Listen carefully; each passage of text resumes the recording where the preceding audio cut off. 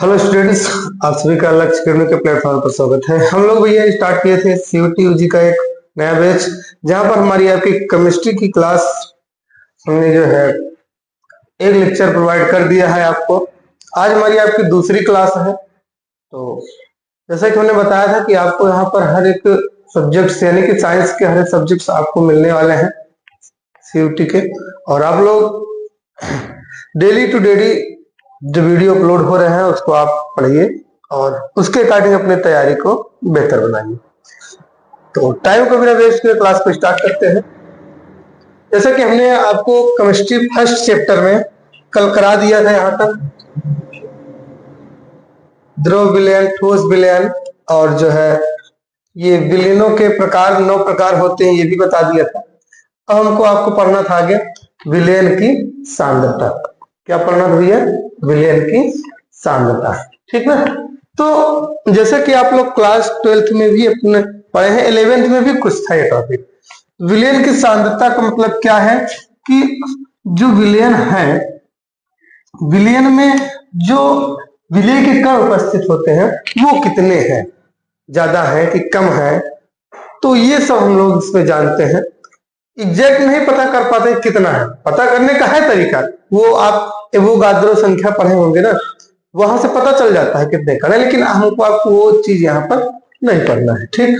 बस इतना पता करना होता है कि सांद्रता कितनी है। तमाम विधियां इसकी हैं, ठीक ना। तो सबसे पहला मेथड है, इसको बोलते हैं small W by capital W, अथवा इसको बोलते हैं भार प्रतिशत या द्रव्यमान प्रतिशतता, ठीक। द्रव्यमान प्रतिशतता यह क्या होता है भैया? विलेय पदार्थ की ग्राम में वह मात्रा, यानी कि जो पदार्थ घोला जा रहा है उसकी मात्रा किसमें? ग्राम में। जो क्या हो 100 ग्राम विलयन में घुली हुई हो उसे भार प्रतिभार या द्रव्यमान प्रतिशतता कहते हैं, समझे।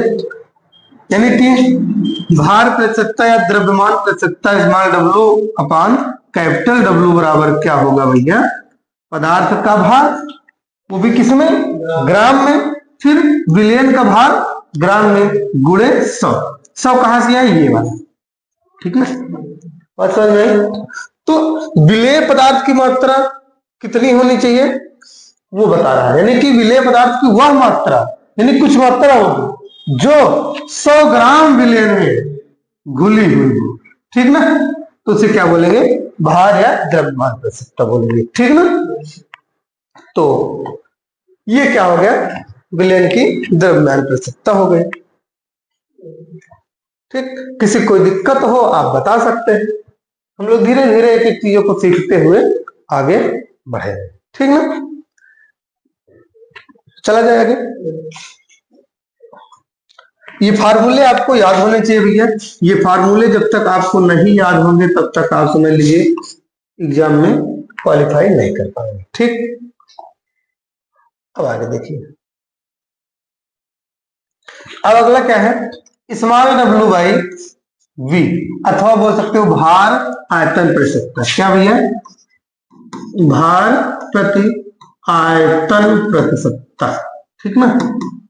तो ये क्या होगी, ध्यान समझिएगा, भार प्रति आयतन प्रतिशतता। इसमें कह रहे हैं विलेय पदार्थ की ग्राम में वह मात्रा, ठीक ना। देखो बात अभी भी ग्राम में ही चल रही है। विलेय पदार्थ की ग्राम में वह मात्रा जो 100 मिली विलयन घुली हो उसे भार आयतन प्रतिशतता कहते हैं। जैसे यहाँ पर देखिए पीछे वाले में क्या था कि विलेय पदार्थ की ग्राम में वह मात्रा थी जो 100 ग्राम विलयन में घुली हो, लेकिन यहाँ पर क्या है, जब भैया ध्यान समझिए, जब 100 ग्राम विलयन में घुली हो तो नीचे वाले का भी क्या था? भार ही था, ठीक है, क्योंकि ग्राम क्या है? भार है। किलोग्राम, ग्राम, ये सब क्या है? भार है। तो जब ग्राम में यहां पर था तो यहां भी क्या है? भार है। सॉरी, जब यहां पर क्या है, हाँ ठीक, ग्राम में है तो यहां पर भी क्या है? भार में है। लेकिन यहां पर क्या है, जब मिली में आ गया, मिली क्या है? आयतन, ठीक ना। तो यहां पर भी क्या होगा हमारे आप आयतन में आ जाएगा। यानी फार्मूला क्या होगा, small W upon capital V बराबर विलेय पदार्थ का भार, वो भी किसमें, ग्राम में, बटे विलयन का आयतन गुणे 100। ठीक, गुणे 100। क्लियर। ये क्या है, भार आयतन प्रतिशतता। ध्यान समझिएगा, भार प्रतिशतता, विलेय का भार बटे विलयन का भार, भी ग्राम में, गुणे 100। लेकिन भार आयतन प्रतिशतता, विलेय का भार बटे विलयन का आयतन, ठीक ना, गुणे 100। किसी कोई दिक्कत नहीं होनी चाहिए। अब तीसरा क्या है, आयतन प्रतिशतता। अब देखो, आयतन प्रतिशतता मतलब दोनों क्या है, v बाई v। आयतन प्रतिशतता या बोल सकते हो आयतन प्रति आयतन प्रतिशतता, वही चीज। ठीक, ये क्या है समझिएगा, विलेय पदार्थ की मिली में मात्रा। अभी तक जो विलेय पदार्थ किसमें था, ग्राम में था, लेकिन अब किसमें आ गया, मिली में आ गया। तो विलेय पदार्थ की मिली में वह मात्रा जो 100 मिली मिलियन में घुली हो। भैया अब दोनों का दोनों आयतन है ना, जो घोला गया विलेय वो भी क्या है, मिली में है, ठीक ना, और जिसमें घोला जा रहा है वो भी मिली में, दोनों आयतन ही है, तो इसलिए आयतन आयतन प्रतिशतता बोल देंगे। हमारा आपका फार्मूला क्या हो जाएगा, इस वो v बाई v प्रतिशतता बराबर विलेय पदार्थ का आयतन मिली में बटे विलयन का आयतन मिली में गुणे 100। समझे, ये क्या है भैया, फार्मूला है आयतन प्रतिशतता निकालने की। ठीक ना, किसकी भैया, आयतन प्रतिशतता निकालने की। क्लियर। अब आगे देखते हैं। अब आगे क्या है, चौथा, अंश प्रति मिलियन। अंश प्रति मिलियन मतलब जिसे आप बोलते हैं पीपीएम। पीपीएम का पूरा नाम होता है पार्ट्स पर मिलियन। ठीक ना, पार्ट्स पर मिलियन, पीपीएम में सांद्रता। ठीक ना, तो वही हिंदी में लिखा है अंश प्रति मिलियन।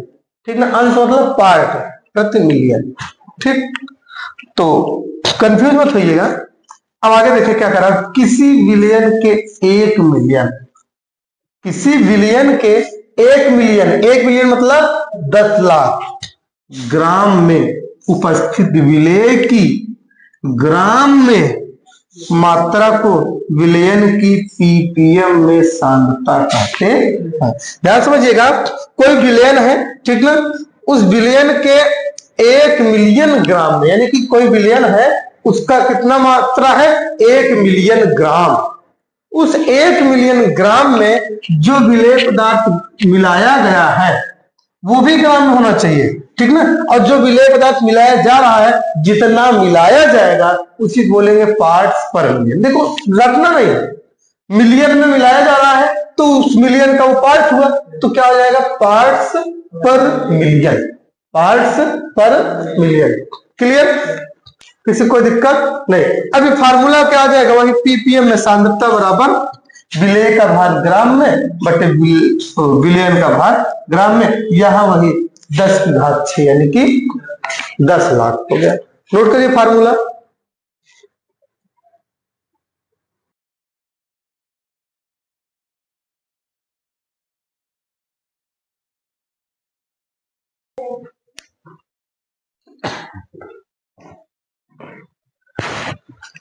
तो अब आगे देखिए भैया, यहां तक हमने करा दिया ना। अब देखिए, अब आगे आ गया भैया, जैसे आपको हमने बताया अंश प्रति मिलियन में सांद्रता, वैसे अंश प्रति बिलियन में सांद्रता। ठीक ना, तो अंश प्रति बिलियन में सांद्रता का मतलब क्या है, यह विलेय के अंशों की वह मात्रा, यानी कि विलेय का पार्ट जो है, विलेय का भाग की ऐसी मात्रा, उतनी मात्रा है जो विलयन के 1 बिलियन यानी कि 10 की घात 9 अंशों में घुली रहती है। इसे पीपीबी से व्यक्त करते हैं, हम पीपीबी से व्यक्त करते हैं। ठीक ना, पीपीबी का मतलब पार्ट्स पर बिलियन, पार्ट्स पर बिलियन। ठीक ना, तो ये पीपीबी बराबर क्या होगा, विलेय के अंशों का द्रव्यमान, यानी कि जो विलेय घोला गया उसका भार बटे विलयन का कुल द्रव्यमान गुणे 10 की घात 9, गुणे 10 की घात 9। ये क्या है भैया? पीपीबी। ठीक ना? कोई दिक्कत किसी को नहीं ना? फार्मूला आप जैसे हम पढ़ाते रहते हैं, साथ साथ आप फार्मूले नोट करते चलेंगे अपने रफ कॉपी में, जिससे कि आपको याद हो जाए। ठीक। अब अगला देखिए भैया, अब मेन आ गया जिसके लिए आप क्लास 10 12th में आप एकदम रगड़ दिए कि ये सब मोलरता, मोलरता, नॉर्मलता। ठीक ना? तो इन पर हम लोग बात करते हैं। तो भैया पहला क्या है? मोलरता। इसमें उसी के आगे का ही है, लेकिन यानी कि जो आपके लिए बड़ा इंपॉर्टेंट लगता है वो चीज है। मोलरता क्या है? किसी निश्चित ताप पर, ध्यान दीजिएगा, कांस्टेंट टेम्परेचर पर, टेम्परेचर बढ़ाएंगे घटाएंगे नहीं, प्रति लीटर, प्रति लीटर मतलब 1 लीटर। ठीक ना? कितना? 1 लीटर। 1 लीटर विलयन में घुलित विलेय के पदार्थ के मोलों की संख्या को उस ताप पर उस विलयन की मोलरता कहा जाता है। यानी कि टेम्परेचर कांस्टेंट होना चाहिए, ये नहीं कि टेम्परेचर बढ़ाओ और घटाओ। तो कांस्टेंट टेम्परेचर पर जो भी विलेय के मोलों की संख्या होगी, वो अगर 1 लीटर विलयन में विलीन है, जितनी मात्रा, उसी को क्या बोलते हैं? विलयन की मोलरता कहते हैं। फिर समझ लो कि जैसे 1 लीटर विलयन है, 1 लीटर विलयन में जो भी हम मोलों की संख्या डाल रहे हैं, वही क्या कहलाएगी? उस विलयन की मोलरता कहलाएगी। लेकिन टेम्परेचर कांस्टेंट होना चाहिए, यानी कि जितना, जैसे 25 डिग्री है तो 25 डिग्री ही होना चाहिए। ठीक। अगर 27 डिग्री है तो 27 डिग्री ही होना चाहिए। ये नहीं कि 25 है उसको आप गर्म कर रहे हो, गर्म कर रहे हो और विलेय की मात्रा डालते जा रहे हो, डालते जा रहे हैं इसमें, तो ऐसा नहीं होना चाहिए। तो क्या होगा? मोलरता बराबर, और हाँ ध्यान दो, मोलरता की इकाई मोल प्रति लीटर, यानी कि मोलरता का मात्रक जो है, मोलरता का मात्रक जो है वो क्या होता है भैया? मोल प्रति लीटर। ठीक ना? ये आता कहां से समझिएगा? मोलरता बराबर क्या हो गया? विलेय के मोलों की संख्या बटे विलयन का आयतन लीटर में। विलेय के मोलों की संख्या बटे विलयन का आयतन लीटर में। तो मोलों की संख्या को मोल में व्यक्त करते हैं, तो इसका मात्रक ऊपर मोल बन गया, और नीचे आयतन है तो आयतन का मात्रक लीटर हो गया, तो मोल प्रति लीटर भाई क्या हो गया? इसका मात्रक हो गया। क्लियर? अब आगे देखिए भैया, जो विलेय के मोलों की संख्या है, जो विलेय के मोलों की संख्या है, जैसे आपको हमने बताया ना अभी, आप मोलरता बराबर क्या लिखे? मोलरता बराबर विलेय के मोलों की संख्या बटे विलयन का आयतन, वो भी किसमें? लीटर में। यही चीज अभी आप लोगों ने देखा ना? तो अब देखिएगा, जो विलेय के मोलों की संख्या होती है, विलेय के मोलों की संख्या, मोलों की संख्या ये क्या होती है? विलेय का भार बटे विलेय का अनुभार। यही तो होता है ना? यही आप पढ़े रहे होंगे क्लास 12th में। तो अब क्या होगा? ये वहां पर रख देते हैं हम लोग, तो मोलरता बराबर क्या हो जाता है? विलेय का भार बटे विलेय का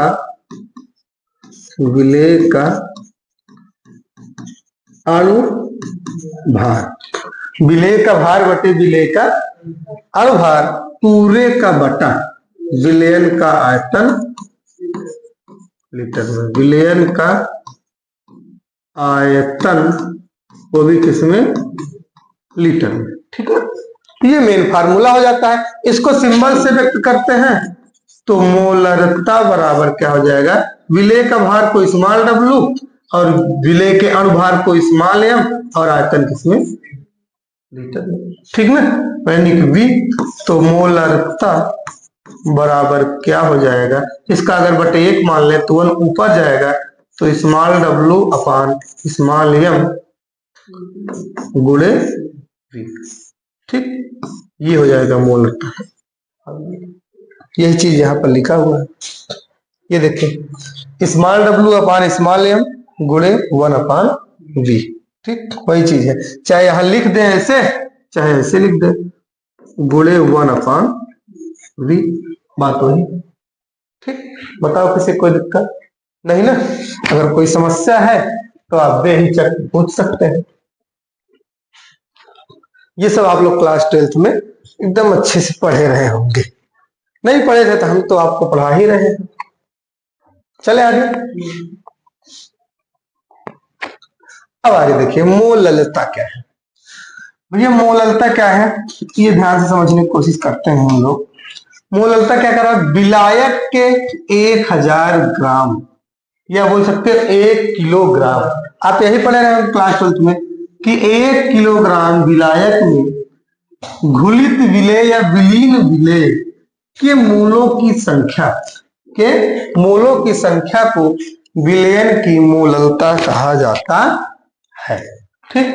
यानी कि भैया क्या होना चाहिए, जो विलेय है वो जो विलयन है, जिसमें विलायक है, जैसे पानी विलायक है, चीनी क्या है, विलेय है, तो उसकी मात्रा कितना होनी चाहिए, विलायक की 1 किलोग्राम, विलायक की मात्रा कितनी होनी चाहिए, 1 किलोग्राम होनी चाहिए।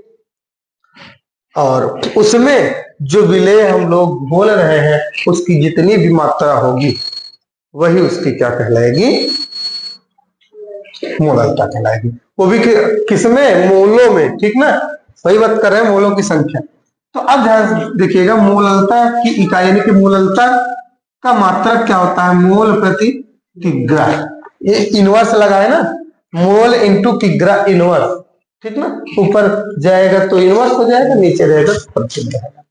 फिर मोललता बराबर क्या हो जाएगा, विलेय के मोलों की संख्या और बटे विलायक का द्रव्यमान, ठीक ना, कोई दिक्कत इसमें नहीं है। मोलों की संख्या बराबर वही फिर होगा विलेय का भार बटे अणुभार, तो विलेय का भार बटे अणुभार अगर यहाँ लिखें, देखो ये क्या हो जाएगा, विलेय का भार स्मॉल w अणुभार स्मॉल m पूरे का बटा विलयन का द्रव्यमान, ठीक ना, द्रव्यमान को कैपिटल W से व्यक्त करेंगे, ठीक।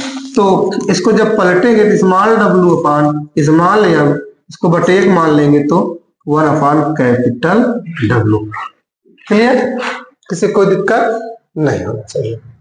तो ये क्या हो गया, मोललता हो गया। अब नॉर्मलता, नॉर्मलता ध्यान दीजिएगा भैया, नॉर्मलता क्या है, किसी निश्चित तापमान टेम्परेचर कांस्टेंट होना चाहिए, विलयन के 1 लीटर में घुलित विलेय के ग्राम तुल्यांकों की संख्या, घुलित मतलब समझ रहे हैं, विलीन वही, घुलित विलेय के ग्राम तुल्यांकों की संख्या उस ताप पर विलयन की नॉर्मलता कहलाती है। अब आप थोड़ा समझिएगा, घुलित विलेय के ग्राम तुल्यांकों की संख्या, तुल्यांकों की संख्या का मतलब क्या है, आप लोग जानते होंगे, भार बटे तुल्यांकी भार, भार बटे तुल्यांकी भार, ध्यान देखिएगा बता दे रहे हैं अलग से, जैसे आप नॉर्मलता बराबर आप यहीं पर देखें कि जो है विलेय के तुल्यांकों की संख्या, विलेय के तुल्यांकों की संख्या बटे विलयन का आयतन लीटर में, यही था ना,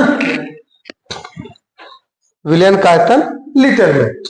तो भैया विलेय के तुल्यांक मतलब विलेय के ग्राम तुल्यांक बात एक ही है, तो हम लोग जानते हैं क्या, चूंकि विलेय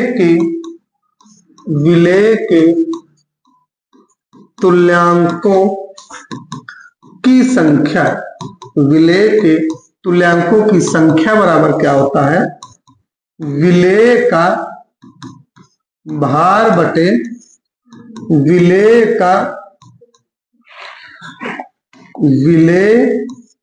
का तुल्यांकी भार, क्या? तुल्यांकी भार, ठीक ना। विलेय के भार को स्मॉल w से रिप्रेजेंट करते हैं, तुल्यांकी भार को कैपिटल E से रिप्रेजेंट करते हैं। और एक चीज आप लोग जानते होंगे, क्योंकि तुल्यांकी भार बराबर क्या होता है? तुल्यांकी भार बराबर अणुभार बटे संयोजकता, अणुभार बटे संयोजकता। संयोजकता बोल सकते हो या अम्लता या क्षारकता, ठीक ना।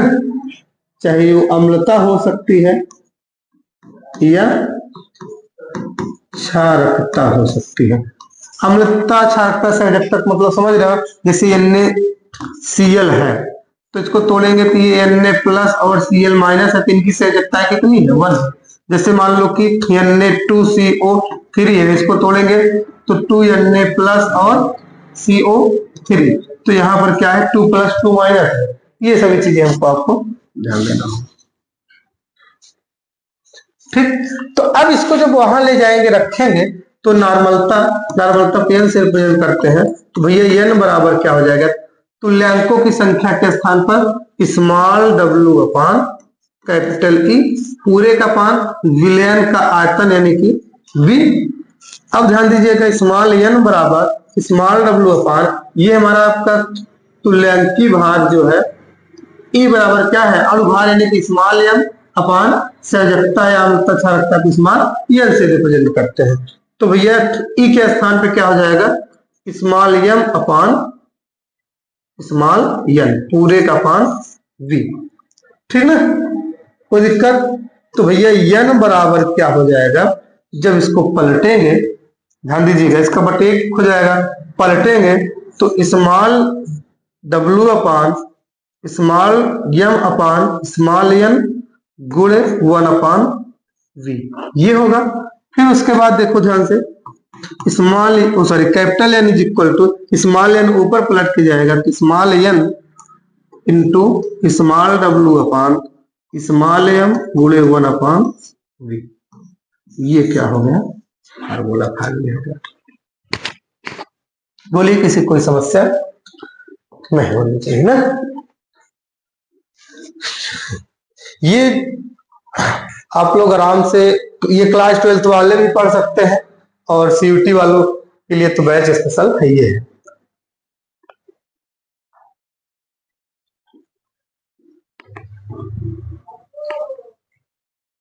हो गया, चला जाएगा। ये सब देखिए, फार्मूलों को आप कोशिश करिएगा ऐसे शार्ट में याद रखिएगा, क्योंकि वहां पर जब आप इतना लैंग्वेज लिखने लगेंगे फार्मूले का, भाई जब सॉल्व करेंगे बिना सूत्र लिखे सॉल्व करने में थोड़ा सा ऐसा लगता है गलत ना हो जाए सवाल। तो जब आप शार्ट वाला सूत्र याद रखेंगे तो शार्ट वाला सूत्र फट से वहां लिखेंगे रफ कॉपी में, और फटाफट जो भी क्वेश्चंस में दिए गए वैल्यू रख के कैलकुलेट करके आंसर लिख दो, ठीक ना। अब आगे देखिए, मोल प्रभाज क्या है, ठीक, दिखाई दे रहा होगा आप लोग क्लियर है? तो ये मोल प्रभाज क्या है? एक विलयन में किसी घटक विशेष, यानी कि जैसे विलयन का 2 घटक होता है, बताया था, एक विलेय और एक विलायक, ठीक ना। तो चाहे विलेय का मोल प्रभाज निकालना हो या विलेय का निकालना हो, ठीक है, चाहे विलायक का चाहे विलेय, जिसका भी निकालना हो उसकी बात कर रहे हैं, ठीक। वही कह रहे हैं, एक विलयन में किसी घटक विशेष, विशेष मतलब जिसका निकालना हो उसका मोल प्रभाज जो है, उस घटक के मोलों की संख्या तथा विलयन में उपस्थित सभी घटकों की मोलों की संख्या के अनुपात के बराबर होता है, ठीक ना। तो एक घटक का जो मोल प्रभाज है, मोल प्रभाज बराबर क्या होता है? जैसे हमको मान लो विलेय का निकालना है, ठीक ना, जैसे मान लो हमें विलेय का निकालना है, तो विलेय का मोल प्रभाज, विलेय का मोल प्रभाज बराबर क्या होता है भैया? विलेय के मोलों की संख्या को ऊपर रखेंगे, विलेय के मोलों की संख्या, ठीक, जिसे स्मॉल n से व्यक्त करते हैं, पूरे का बटा, फिर से विलेय के मोलों की संख्या यानी कि स्मॉल एन, फिर प्लस का विलायक दूसरा घटक जो है वो भी विलायक के मोलों की संख्या जिसे कैपिटल एन से रखा है। किसी कोई समस्या नहीं ना? तो अब देखो मोल प्रभाज बराबर क्या हो जाएगा, ध्यान दीजिएगा, मोल प्रभाज को एक्स से भी रिप्रेजेंट करते हैं, ठीक ना? ऐसे जैसे विलय का निकाल रहे हैं तो एक्स सफिक्स ए लिख सकते हैं, विलायक का निकाल रहे हैं तो एक्स सफिक्स बी लिख सकते हैं। तो एक मान लो विलय निकाल रहे हैं पहला घटक ए, तो हम क्या कर दे रहे हैं, एक्स सफिक्स ए। तो विलय के मोलों की संख्या स्मॉल एन, फिर विलय की मोलों की संख्या स्मॉल एन प्लस विलय की मोलों की संख्या कैपिटल एन। ये हो गया इसका फार्मूला। लेकिन ध्यान दीजिएगा, हम लोग जानते हैं कि मोलों की संख्या बराबर क्या होती है। जैसे विलय के मोलों की संख्या निकालेंगे यानी कि स्मॉल एन, तो small W upon small m हो, पीछे भी बता के आ रहे हैं। और अगर कैपिटल एन यानी कि विलायक के मोलों की संख्या निकालेंगे तो capital W upon capital M हो जाएगा। इसको इक्वेशन फर्स्ट बना दे रहे हैं। तो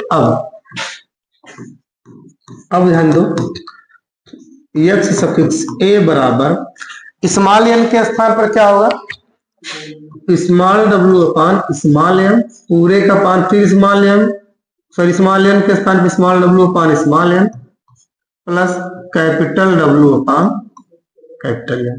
ये क्या हो गया, फाइनली इसका फार्मूला हो गया।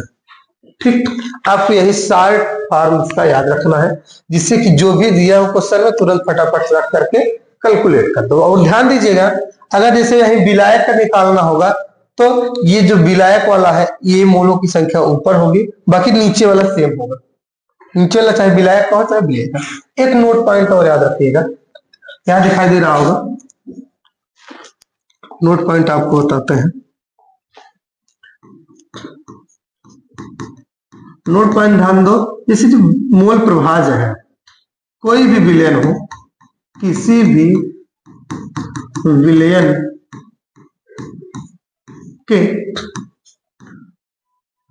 विलयन के दोनों घटकों का मोल प्रभाज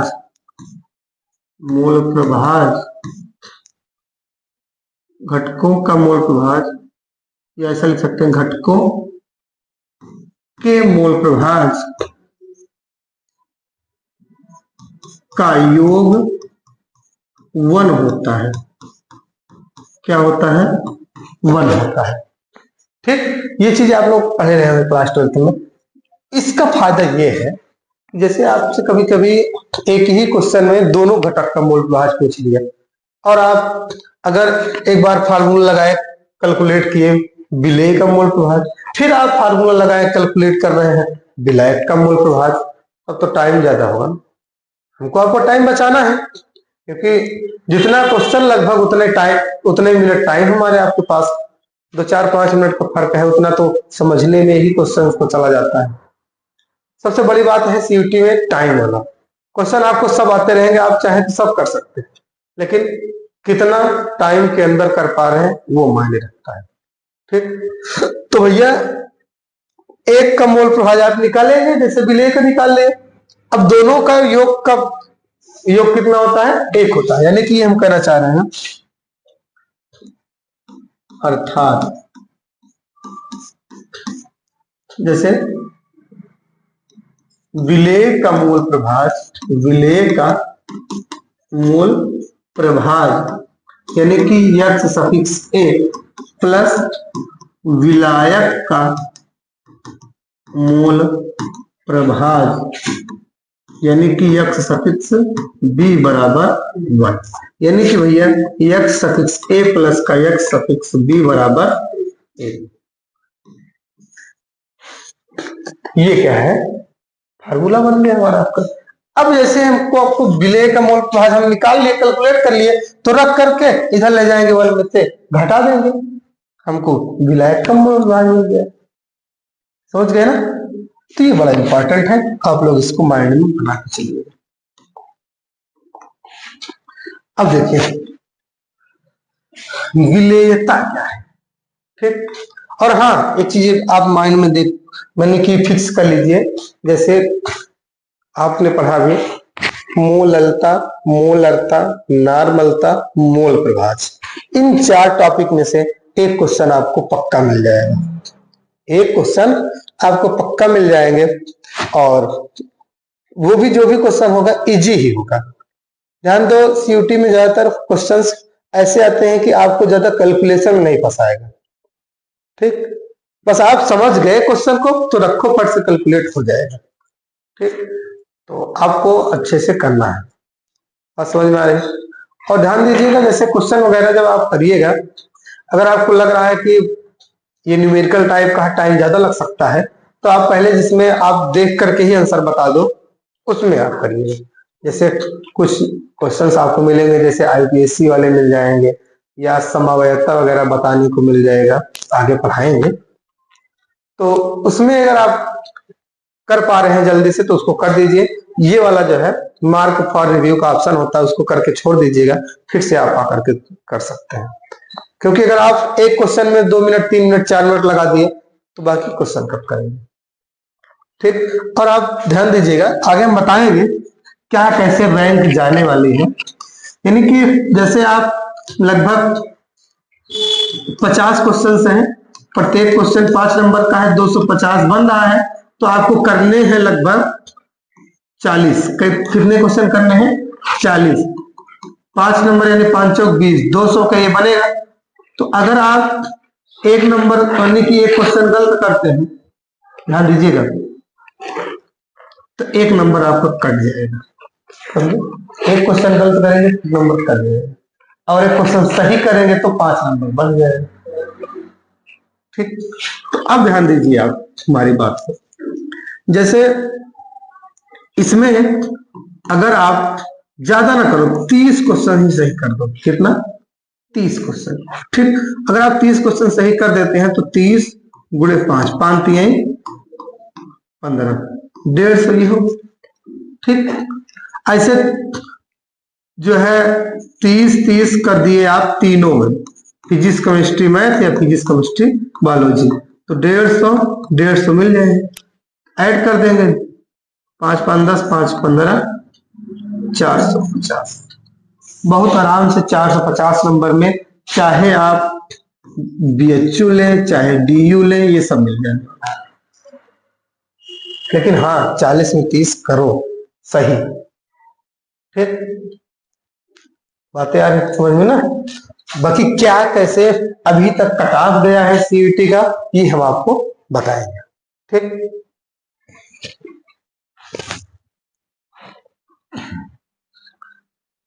चल देखो आगे। हाँ, विलेयता की बात करते हैं। विलेयता क्या है?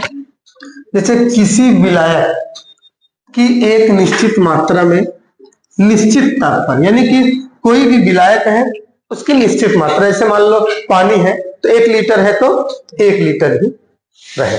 और निश्चित ताप का मतलब कांस्टेंट टेम्परेचर, कांस्टेंट टेम्परेचर, ताप जो है बढ़े ना, हमारा कहने का मतलब ये।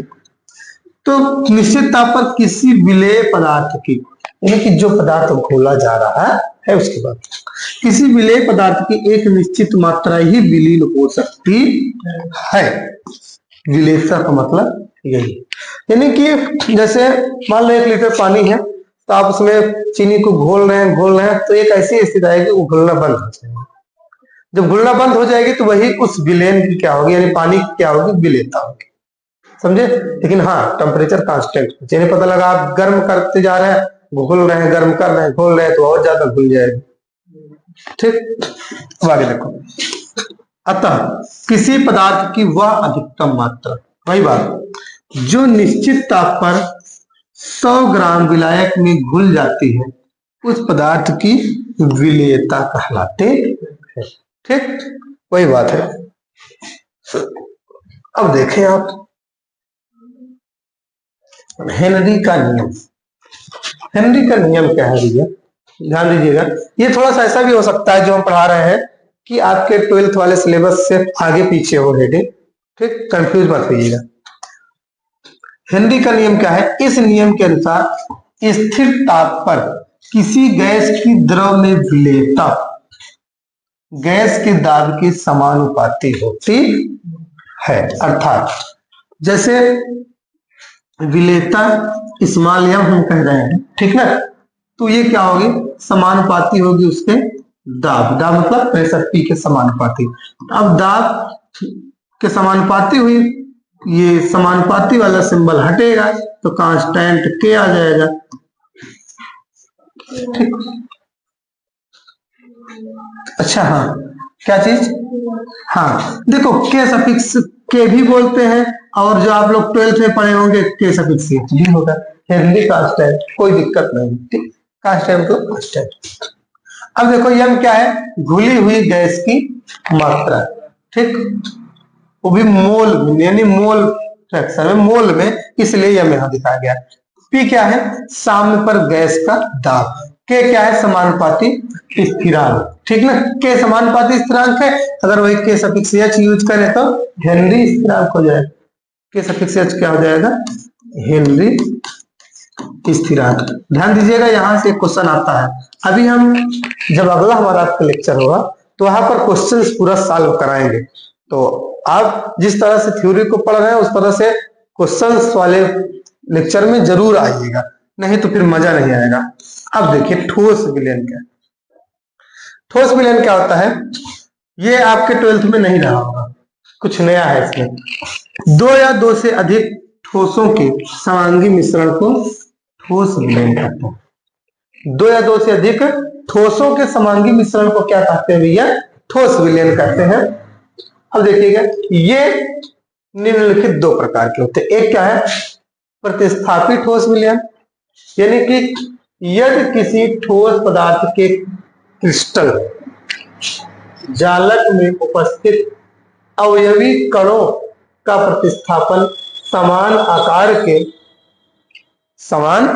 आकार के अन्य किसी ठोस पदार्थ के अवयवी कणों से हो जाता है तो प्राप्त विलयन प्रतिस्थापी ठोस विलयन कहलाता है। मतलब समझिएगा, ये करें कि यदि किसी ठोस पदार्थ के क्रिस्टल जालक में, यानी कोई ठोस पदार्थ है उसके क्रिस्टल जालक में, ठीक, उपस्थित अवयवी कणों का प्रतिस्थापन, यानी कि जो उपस्थित अवयवी कण है उसका प्रतिस्थापन हो जाए, यानी कि वो हट जाए कोई और आ जाए, का प्रतिस्थापन समान आकार के, यानी उसी आकार के अन्य किसी, यानी कोई दूसरा ठोस पदार्थ का अवयवी कण आ जाए, यानी कि उससे प्रतिस्थापन हो जाता है, तो जो विलयन प्राप्त होता है उसे प्रतिस्थापी ठोस विलयन कहते हैं। यानी कि ठोस पदार्थ के प्रतिस्थापन से जो विलयन पदार्थ प्राप्त हो रहा है उसे प्रतिस्थापी ठोस विलयन कहते हैं। अब अंतराकाशी ठोस विलयन क्या है? ठीक, यदि किसी ठोस के क्रिस्टल जालक की बात वही भी चल रही है। अंतराकाश का मतलब समझ रहे हैं? अंतराकाश और रिक्तियों में, अंतराकाश मतलब एक चैप्टर हुआ करता था पहले ठोस अवस्था, तो वहां पर जैसे क्या था, जैसे ये है, तो ये जैसे बहुत सारे अणु हैं, ठीक, ये बहुत सारे अणु है ना, तो इनके बीच में देख रहे हैं ना कुछ स्थान खाली हो रहा है, तो वही क्या है? अंतराकाश, यानी बीच का स्थान। तो अंतराकाश अथवा रिक्तियों में किसी अन्य पदार्थ के अवयवी कण आ जाते हैं, यानी कि जो बीच का स्थान था उसमें कोई अन्य कण आ जाता है, तो उसे अंतराकाशी ठोस विलयन कहते हैं। ठीक, अब आ गया वाष्प दाब। ध्यान दीजिएगा भैया, वाष्प दाब क्या है? वाष्प दाब क्या होता है? किसी ताप पर द्रव तथा उसकी वाष्प, यानी कि कोई टेम्परेचर है उस पर जो द्रव होगा वो और उसकी वाष्प, ठीक, द्रव और उसकी वाष्प के मध्य साम्य अवस्था में द्रव के पृष्ठ पर लगने वाला वाष्प का दाब वाष्प दाब कहलाता। देखो, जो आप पहले पढ़े थे वहां पर वाष्प दाब कुछ दूसरे तरीके से डिफिनेशन रहा होगा। ठीक, बात वही कह रहे हैं कि जैसे किसी ताप पर द्रव और उसकी वाष्प के मध्य साम्य अवस्था में द्रव के पृष्ठ पर जो दाब लग रहा है उसे क्या बोलेंगे? वाष्प दाब बोलेंगे। बात वही है, टेम्परेचर कांस्टेंट है और कोई द्रव है और उसका वाष्प है। जैसे मान लो हम पानी रख दिए उबलने के लिए, तो वो द्रव है और वाष्प जो निकलता है उसमें से, ठीक, वो वाष्प हो गया। तो उसकी सतह पर जो दाब लगता है उसी क्या बोलेंगे? वाष्प दाब। ठीक, आगे क्या बोल रहे हैं? किसी विलायक या द्रव में अवाष्पशील विलेय घोलने पर, अवाष्पशील तो जो वाष्पित ना हो, ठीक, घोलने पर विलेय के अणु, द्रव यानी कि विलायक के अणुओं की निर्गामी प्रवृत्ति, निर्गामी प्रवृत्ति का मतलब क्या है? द्रव के अणुओं की वाष्प में बदलने की प्रवृत्ति, यानी कि द्रव के अणु जो होंगे वो वाष्प में बदल सकते हैं, ठीक ना। तो निर्गामी प्रवृत्ति यानी कि द्रव के अणुओं की वाष्प में बदलने पर एक प्रकार का अवरोध उत्पन्न करते हैं, जिससे विलायक का वाष्प दाब कम हो जाता है। जिससे क्या होता है? विलायक का वाष्प दाब क्या होता है भैया? कम हो जाता है। ठीक ठीक, वाष्प दाब कम हो जाता है। बात समझ में आई? इस घटना को वाष्प दाब का अवनमन कहते हैं। वाष्प दाब का अवनमन आप पढ़ रहे होंगे। देखो फिर समझिएगा, जैसे किसी विलायक या द्रव में अवाष्पशील पदार्थ घोल रहे हैं, ठीक है, जो अवाष्पशील पदार्थ घोलेंगे तो जो द्रव के अणु हैं वो अणु क्या होंगे? द्रव के अणु की वाष्प बदलने की एक प्रक्रिया होती है। जो द्रव के अणु है वो वाष्प बदलने की प्रक्रिया होगी। जो वाष्प बदलने की प्रक्रिया होती है उस पर एक प्रकार का अवरोध उत्पन्न करते हैं। कौन? विलेय के कण जब घोल दिया जाता है तो जो अवरोध उत्पन्न करते हैं उसे क्या बोलते हैं? विलायक का, जिससे उस विलायक का वाष्प दाब कम हो जाता है। इस क्या लो, जैसे मान लो पानी है, उसमें आप चीनी डाल रहे हैं, थोड़ा बहुत डाले हैं तो वाष्प दाब ज्यादा होगा। ठीक, क्या होगा? वाष्प दाब ज्यादा होगा। आप खूब चीनी डाल दिए, खूब चीनी डाल दिए, वाष्प बनवा ही नहीं करेगा। जब वाष्प बनेगा नहीं तो वाष्प दाब कम हो जाएगा। वाष्प दाब कम हो जाएगा, उसी को वाष्प दाब का अवनमन कहते हैं। ठीक, अवनमन मतलब कम होना।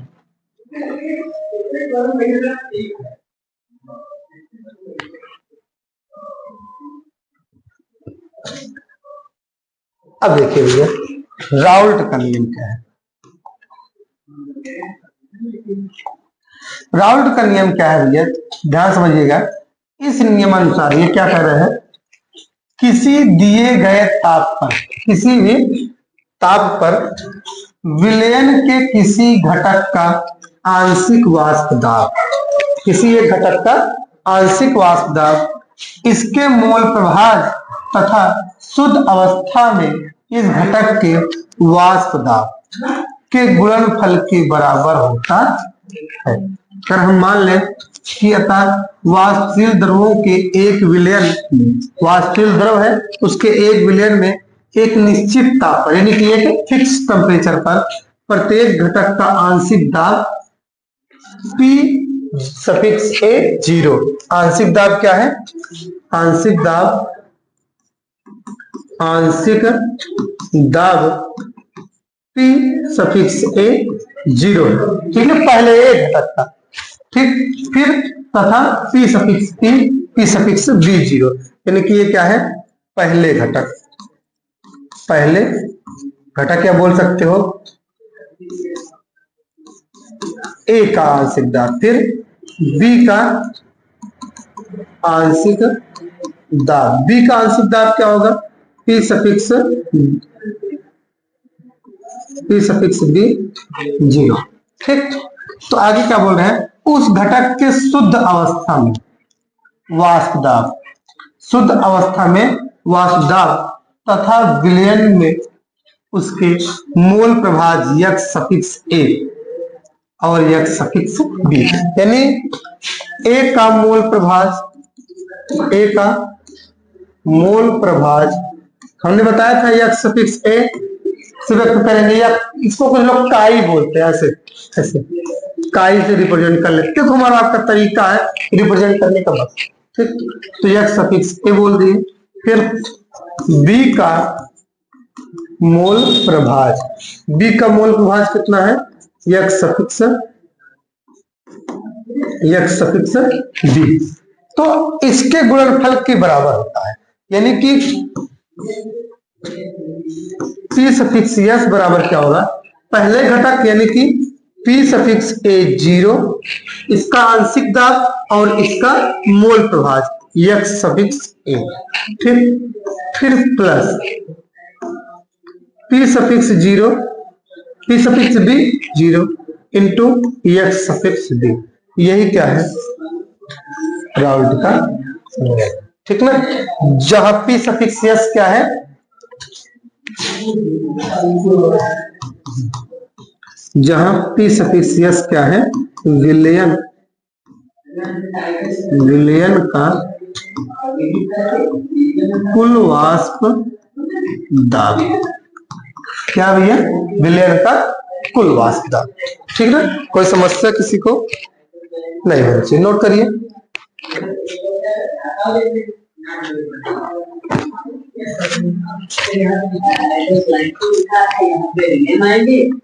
इसको एड्रेस कर दें।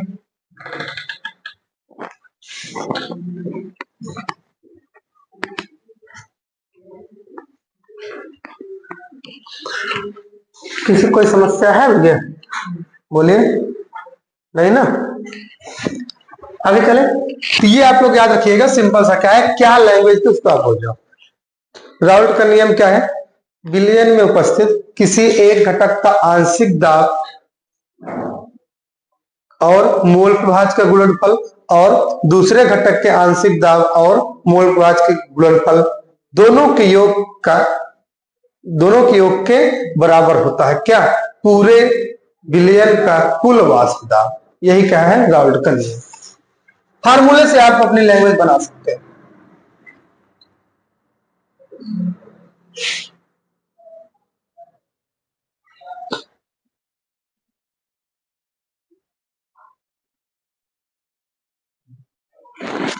दिख रहा होगा आप लोग को। अब देखिए ध्यान से आप, आदर्श तथा अनादर्श विलयन। ठीक, देखो भैया आदर्श विलयन क्या है, अनादर्श विलयन क्या है, थोड़ा समझिए। कभी कभी डायरेक्टली यहाँ क्वेश्चन पूछ लेता है। आदर्श विलयन क्या है, वह विलयन जो सांद्रता एवं ताप की विभिन्न परिस्थितियों में राउल्ट के नियम का पालन करते हैं। यानी आदर्श विलयन ऐसा है कि जो सांद्रता और ताप, चाहे सांद्रता हो ताप की हो, चाहे जो स्थिति हो, सांद्रता और ताप, चाहे जितना टेम्परेचर बढ़ा घटा दो, चाहे जितना सांद्रता कम ज्यादा कर दो, हर स्थिति में आदर्श विलयन क्या करते हैं, राउल्ट के नियम का पालन करते हैं। ठीक, वहीं पर अनादर्श विलयन क्या करते हैं, ये विलयन जो राउल्ट के नियम का पालन नहीं करते हैं, राउल्ट के नियम का पालन नहीं करेंगे। इतना आप ध्यान दीजिएगा। डायरेक्टली क्वेश्चन आएगा, डायरेक्टली क्वेश्चन आ जाएगा कि जो है अपने लिखित में से कौन सा विलयन राउल्ट के नियम का पालन करता है, आदर्श विलयन, अनादर्श विलयन, ए और बी दोनों, इनमें से कोई नहीं। ठीक, आगे देखिए दूसरा पॉइंट क्या करना, इन विलयनों के लिए डेल्टा सफिक्स एच मिश्रण, ये क्या होगा, 0 डेल्टा सफिक्स बी मिश्रण बराबर 0 था, डेल्टा सफिक्स एस मिश्रण क्या होगा, 0 से कम होगा। यस क्या है, एंट्रोपी, यस क्या है, एंट्रोपी। ठीक, डेल्टा सफिक्स एस। और ये कह रहा है इन विलयनों के लिए P suffix A does not equal to P suffix 0a, यानी कि आप ये क्या कह रहे हैं, ध्यान दो, P suffix 0a does not equal to P suffix, एक minute, P suffix A does not equal to P suffix 0a, यानी कि घटक ए का कुल वाष्प दाब उसके आंशिक वाष्प दाब के बराबर नहीं होगा, उसी घटक। ठीक, और यह सफिक्स ए, यह सफिक्स ए क्या है, उसका मोल प्रभाज है। और भैया जैसे P suffix B does not equal to आंशिक दावा पी सफिक्स, यानी कि ये स्वयं के आंशिक दाब के बराबर नहीं होगा दोनों। ठीक, एक्स सफिक्स बी क्या है, मूल प्रभाज। यहां पर फार्मूले में कुछ मिस्टेक है, यहां पर इंटू होना चाहिए है? ये क्या है भैया, एक्स सफिक्स ए इंटू में है, और यहां पर भी क्या होगा, एक्स सफिक्स बी, ये इंटू होगा ऐसा। ठीक, यानी कि किसी घटक का आंशिक वाष्प दाब और उसके मूल प्रभाज का गुणनफल डायरेक्टली उसके वाष्प दाब के बराबर नहीं होगा। यानी हमारा कहने का मतलब ये है कि जो राउल्ट का नियम आपने पढ़ा, पी सफिक्स एस बराबर P suffix A zero X suffix A plus P suffix B zero X suffix B, ये पढ़ाना। तो इनका कहने का मतलब ये है कि आप ये चाहें कि पी सफिक्स ए बराबर पी सफिक्स जीरो ए एक्स सफिक्स ए और पी सफिक्स बी बराबर पी सफिक्स जीरो बी और एक्स सफिक्स बी, ये नहीं लिख सकते। ठीक ना, कहने का मतलब ये कभी नहीं हो सकता पी सफिक्स एस बराबर P suffix A plus P suffix B. आप ये नहीं कह सकते कि दोनों घटकों के वाष्प दाब के कुल योग के बराबर होता है, समझे, ये बराबर नहीं होगा। ठीक, क्लियर, क्योंकि ये बराबर नहीं। ठीक, अब आगे देखिए, अणुसंख्य गुणधर्म।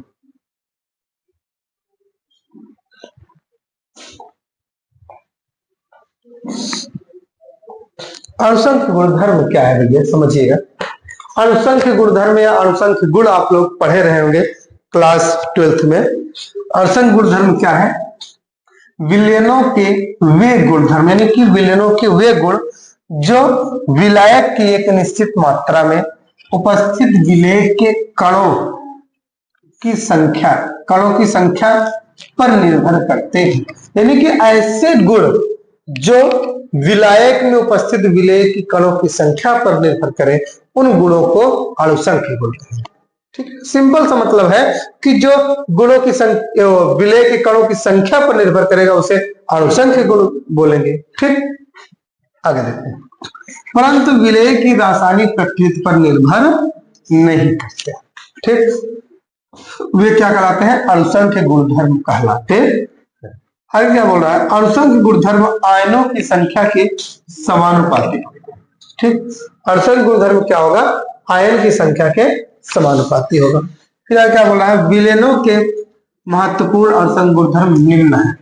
विलयन के महत्वपूर्ण अणुसंख्य गुणधर्म जो है कई है, जैसे वाष्प दाब में आपेक्षिक अवनमन है। ठीक, फिर उसके बाद क्वथनांक में उन्नयन है। ठीक, फिर उसके बाद हिमांक में अवनमन है। ठीक, फिर उसके बाद प्रासरण दाब है। ये चार अणुसंख्य गुणधर्म है। ठीक, फिर उसके बाद संपरासारी विलयन और असामान्य मूलक द्रव्यमान चैप्टर हो जाएगा खत्म। ठीक, फिर उसके बाद आ जाएंगे हम लोग न्यूमेरिकल। क्लियर, तो आज क्लास को यहीं पर रोक रहे हैं क्योंकि बहुत ज्यादा लंबी हो जाएगी क्लास, तो कोई मतलब है नहीं। जितना आपको समझ में आए एक एक दिन उतना हम लोग करेंगे। ठीक, कल इस चैप्टर को खत्म करके आगे जो है हम लोग कुछ क्वेश्चंस भी सॉल्व कर लेंगे। बात समझ में? तो बस आज के लिए इतना काफी है, मिलेंगे नेक्स्ट क्लास में, तब तक के लिए जय हिंद।